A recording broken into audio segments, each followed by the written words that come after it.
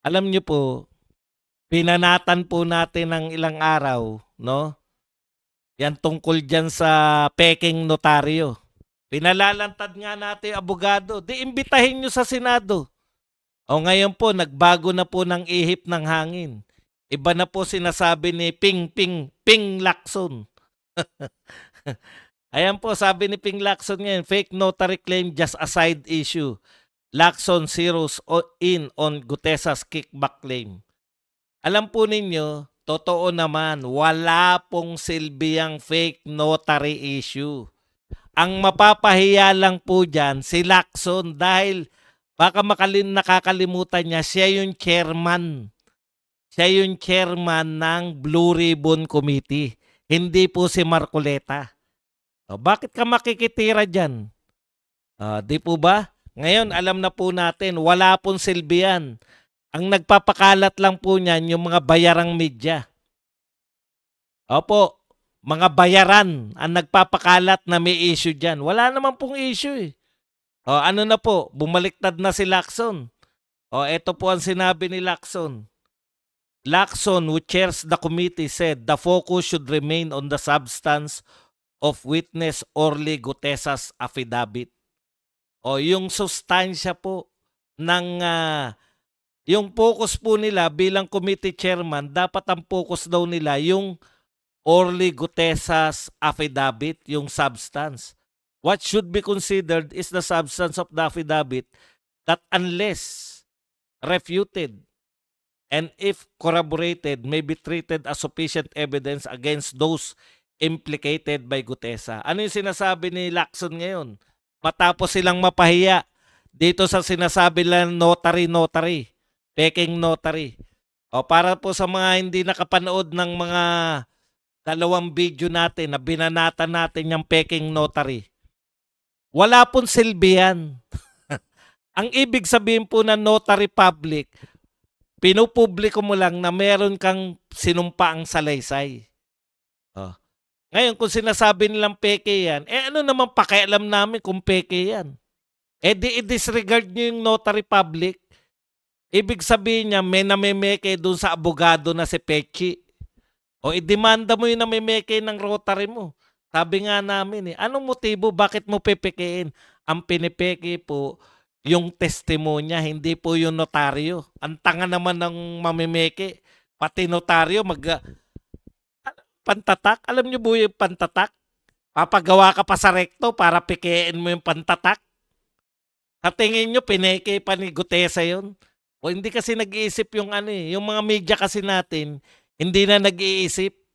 Eto kasi umiiral sa inyo. Kaya atake agad, di ba? Peking notaryo, lahat po pwede ka magpanotaryo kahit sa ang abogado. Bakit mo pepekein yung notaryo? Magsasalita ka lang naman dyan, ganto po, o ganto. Isasalay-salay mo lang, tapos tatatakan lang. Bit mo pepekein pati yung tatak? Bobo nyo kasi. Hindi pala bobo yung mga yan. Bayaran kasi kayong mga media kayo na nagbabalita niyan. Papagawa ka pa ng dry seal? Papagawa ka pa ng mga kung ano-ano para pekein mo lang? Utot nyo. hindi naman nagmamatter yan eh. Nanumpa. O kita nyo, ano sabi ni Lacson? O para Teka lang pala, kanina naghanap ako ng balita. Alam nyo po ba?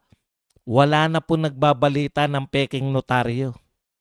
O napahiya po sila dahil ang mga abogado po alam yan na walang pakialam. Peke man yan o hindi yung notaryo, ang importante yung nanumpa ka sa Senado. Ang importante yung sinabi mo ron na naka-under oath ka. Hindi lahat ng nasa Senado notaryo. Ang importante, lahat ng testigo ron nanunumpa. Yung pinanumpaan nila, ipinagpapalagay na tama yun. Unless na mayroong magsabi. O sige, ito ang sinabi ni Lacson ulit. Unless refuted. Kung mayroong kukontra, kung mayroong magsasabi na hindi totoo yan, yung sinasabi ni Gutesa. Or may magko-corroborate. Kung may nag-corroborate, ibig sabihin meron pang kasama siya na nagsabi na totoo yung sinasabi ni Gutesa, magkasama kami nun. Kami yung bumuhat ng isang 48 kilos na maleta. Ito po ay ituturing na totoo. As far as the Senate Blue Ribbon Committee is concerned, makinig kayo sa mga naniniwala sa mga bayarang media. As far as the Senate Blue Ribbon Committee is concerned, Gutesa made these statements under oath. So it is fine with us. So ano sabi ng chairman? As long as far as the Blue Ribbon Committee pala, nanumpa si Gutesa, wala na silang pakialam dun. Kung saan man siya kung ano man yung peking notaryo. Under oath ba yung statement niya sa amin sa Blue Ribbon? Under oath. O anong pakialam pa nila sa... Kaya nga yan po, sa kawalan po ng maibabato kay Gutesa, doon na lang po sila na, peke yung notaryo. Peke pala, di ipatawag nyo sa Senado yung abogado at sinabing siya ngayon na magpapatunay na pineke ni Gutesa yung kanyang notaryo. Una niyang sasagutin, bakit napunta yung pantatak mo, yung dry seal mo, dun kay Gutesa? Para niya mapeke. Nagpagawa pa, ang mura lang po ng notaryo. Mas mahal pa po paggawa ng dry seal kaysa magpanotaryo ka.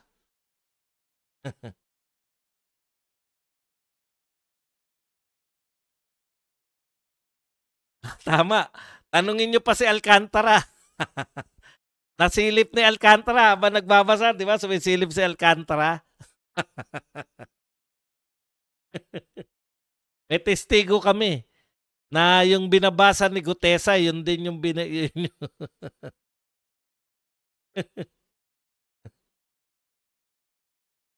Okay. Ang chismosang si Pare Gutierrez.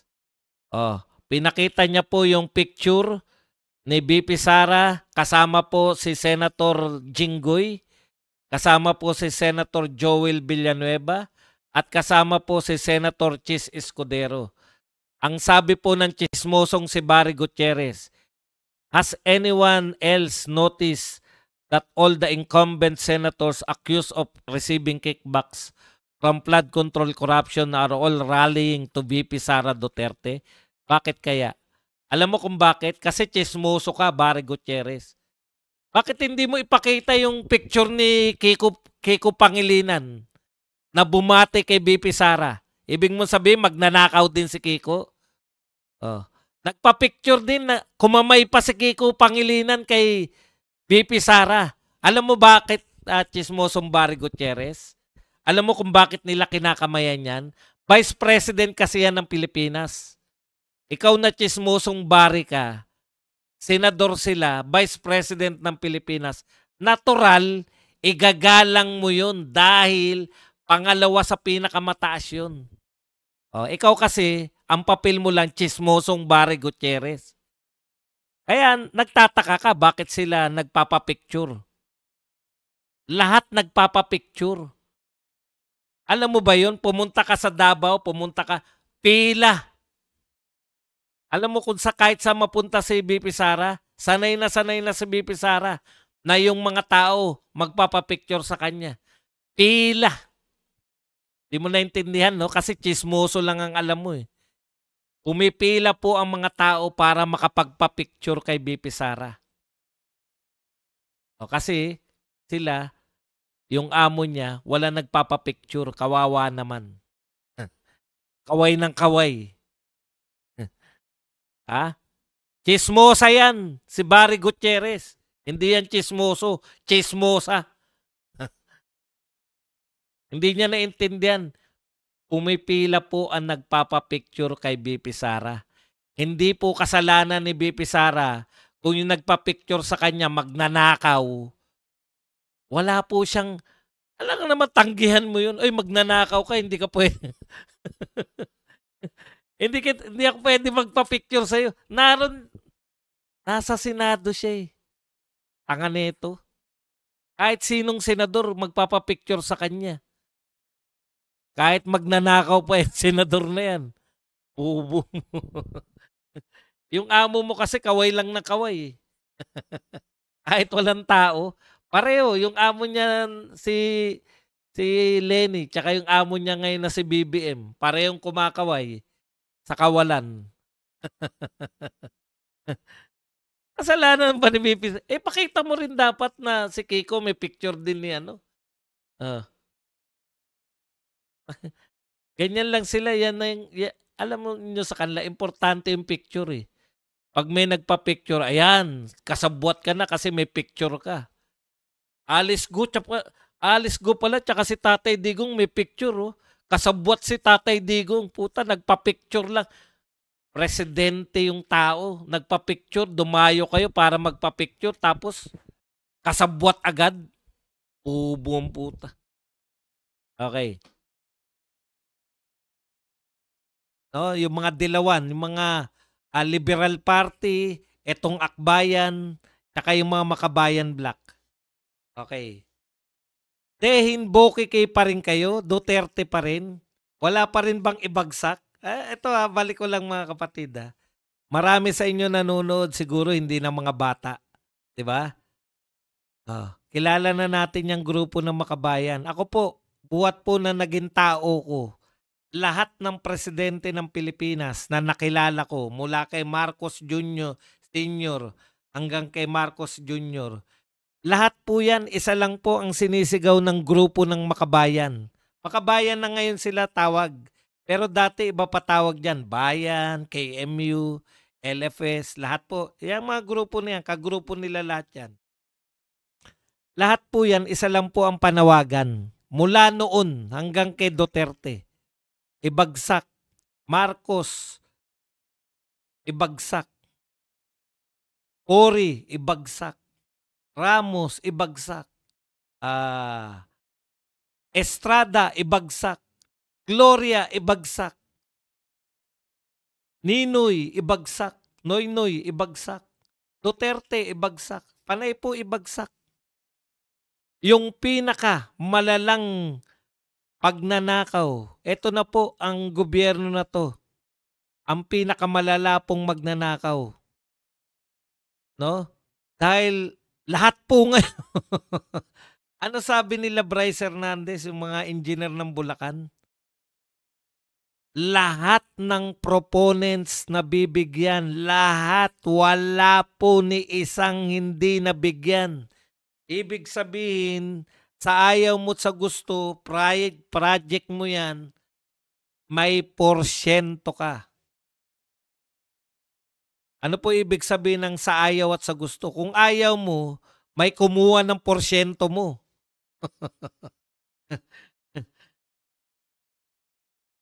Lahat po yan, isa lang po ang sigaw nila, ibagsak. Bakit ngayon walang sigaw na ibagsak? Mas takot sila.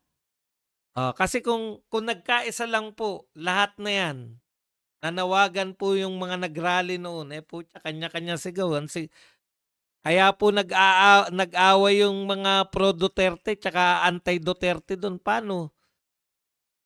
Anti-corruption na nga. Duterte pa rin yung gustong pag-resignin. Si Duterte pa rin. Utak yan. Ito ang administrasyon ng pinagre-resign nyo, si Sara Duterte pa rin. Asan na po yung mga ibagsak? Ayaw po nila ibagsak. Bakit? Mauubos na sila sa isang Duterte presidency. Halos wala na nga natira sa kanila nung sa tatay. Mas malupit tong anak na Sara Duterte.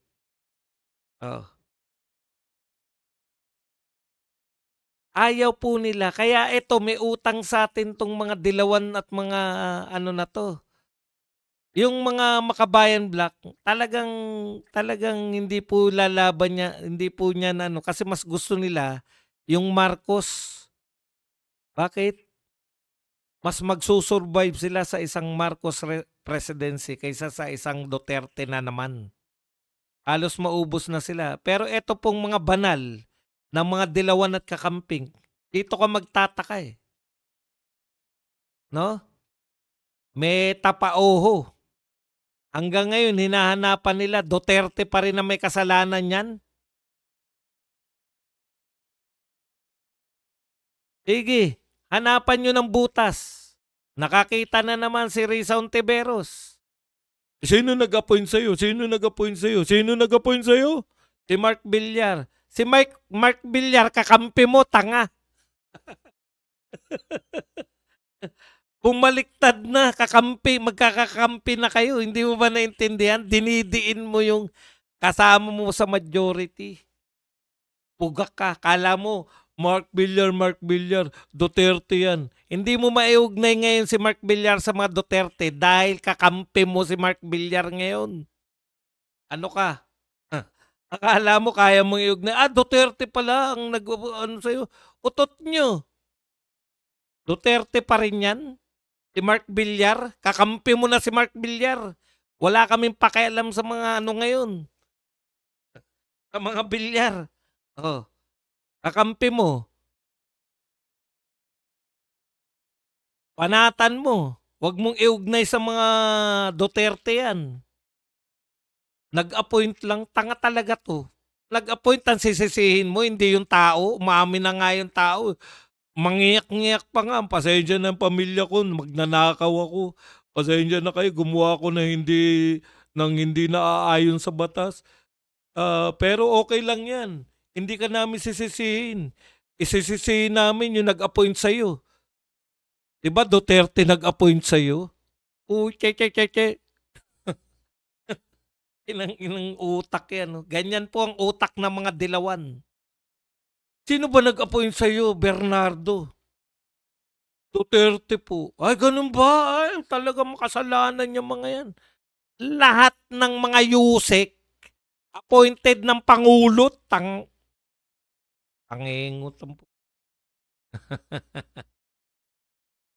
O kaya kayo, mahihiwalay na kayo sa tao.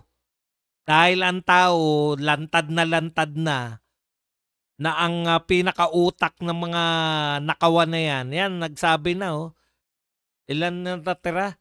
46 yung diniliver kay Saldico. Tapos, ang binaba ni Saldico para i-deliver kay Martin, pinawasan na ng 11. 35 na lang. 35 times 48 million. Hindi ko na kayang utak yun. Kung ilang bilyon yun. Isang transaksyon. 35 na maleta. Isang transaksyon. 3 beses daw kada buwan nagtatransaksyon na ganun. Tapos, wala akong ano yung sinabi? Di ako nagnakaw. Kahit kailan, hindi ako nagnakaw ng pondo ng bayan. Hindi ko kailangan ng perang galing sa masa. Utot mo.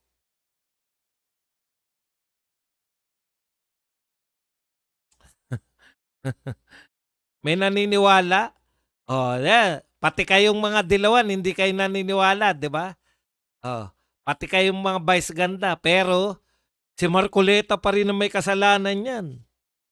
Puta, si Marcoleta na nga dahilan para malaman nyo yung katotohanan. Si Marcoleta pa rin may kasalanan. Si Marcoleta yan, mga peking witness yan. Peking witness. Tinanong-tanong na nga. Peke pa rin sa inyo.